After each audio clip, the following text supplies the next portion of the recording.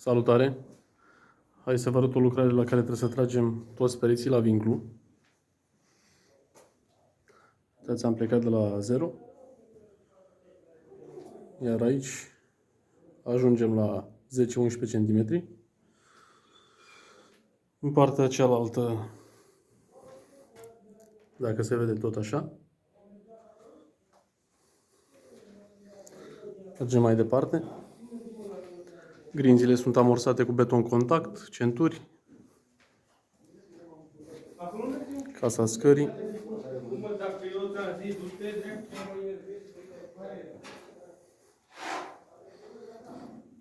Va urma șprițul, după care stâlpii.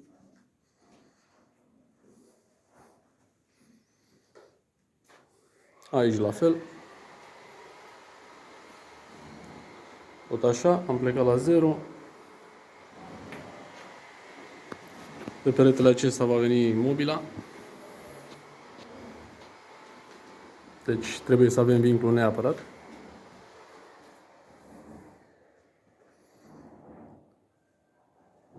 Vă voi ține la curent cu restul lucrării. Mulțumesc de vizionări. Și dați un like și un subscribe. Până data viitoare, numai bine!